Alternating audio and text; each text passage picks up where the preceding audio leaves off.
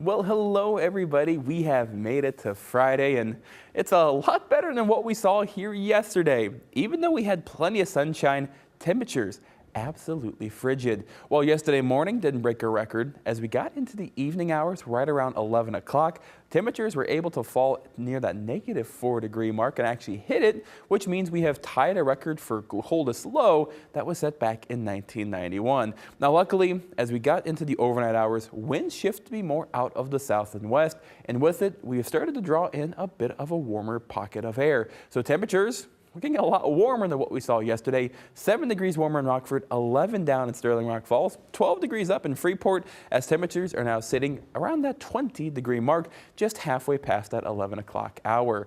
Now, wind chills still going to be a factor for us here today, as winds will kind of remain near about 5 to 10, even up to 15 miles per hour in some locations. So expect wind chills to kind of top out into those middle teens heading into this afternoon. Now, plenty of clouds for us here on our Anderson Kia Max Storm Tracker, but kind of broader picture off toward the west. Do have another disturbance that will make its way across portions of Wisconsin and could potentially give us a flurry or two later this evening and overnight, but no big accumulations are expected. Temperatures today topping out in the middle to upper 20s. Wind chills, again, maybe into those mid-teens, so definitely going to be a bit on the cold side. But if you don't have any plans tonight, I'd recommend coming out, saying hello up in Rockton at Settlers Park. I'll be there for the annual tree lighting. Now, temperatures still sitting near in the mid-20s with mostly cloudy skies. Winds, though, not as bad. So if you don't have any plans, come on by and say hi.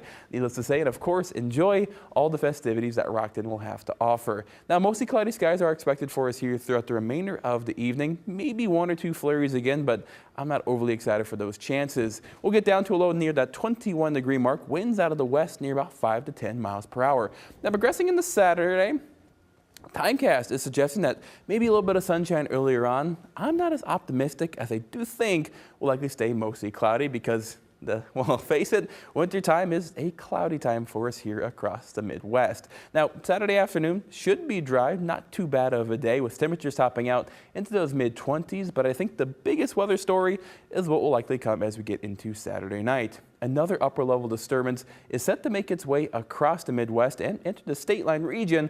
So with that in mind, widespread snow will start right around midnight or so, continue through the overnight, and finally wrap up as we get into the early stages of our Sunday. Now, this is nothing compared to what we got last Saturday, but still, accumulating snowfall is expected. Timecast suggesting right around that 2-inch mark for overall snow totals. And for me, I'm going to give us about 1 to 3, at least getting a ½ inch across the region. And some locations, especially off toward the west near the Mississippi, could potentially top out near about 4 inches or so. But I want to state the fact that since temperatures will likely be into those low 20s to upper teens, the overall makeup of the snow is likely going to be light and fluffy. So instead of having to hurt our backs quite a bit shoveling that thick, heavy snow like we did last weekend, this weekend, well, the snow will be very light, very fluffy. So shovel's a good option, but I think a lot of us could get away with potentially using a leaf blower or maybe even a push broom to clear off our sideways and our